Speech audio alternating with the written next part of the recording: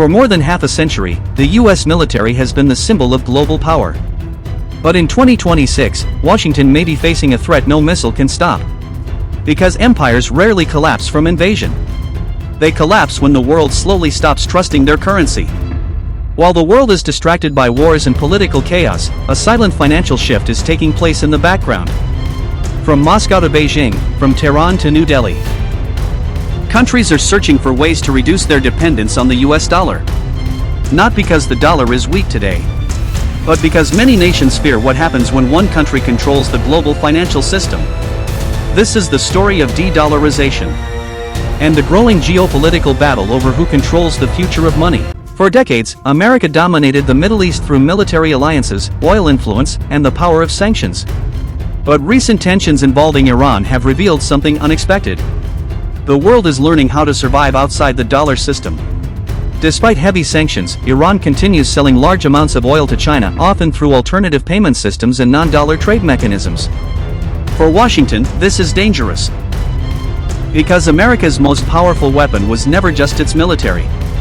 It was the ability to cut countries off from the global financial network. But if sanctioned countries can still trade, still sell energy, and still grow, then the fear of financial isolation begins to disappear. Russia became the biggest stress test for the Western financial system. When Russian banks were restricted from parts of the global SWIFT network, many analysts expected economic collapse. Instead, Moscow accelerated financial cooperation with China. Together, they expanded alternative payment systems, energy trade in local currencies, and direct banking channels designed to bypass Western control. China's strategy is even bigger. As the world's largest manufacturing power, Beijing wants to reduce its dependence on a currency controlled by its biggest geopolitical rival.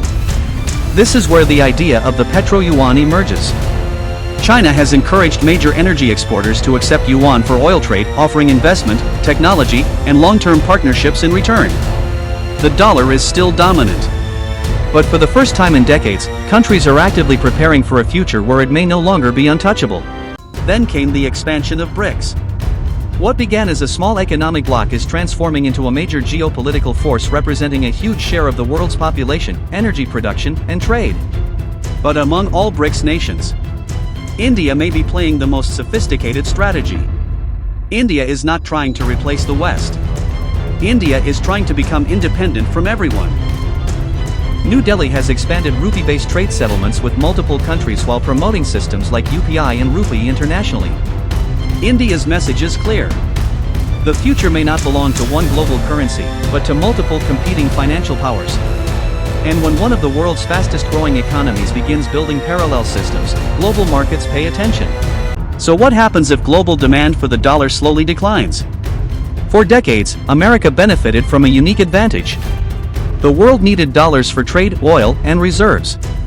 That demand helped Washington borrow enormous amounts of money at relatively low cost. Today, the United States carries more than $34 trillion in national debt. Economists warn that if confidence in the dollar weakens significantly over time, America could face rising inflation, higher borrowing costs, and serious financial pressure. Not overnight collapse, but a slow and painful transformation of the global economic order. The world is entering a new financial age.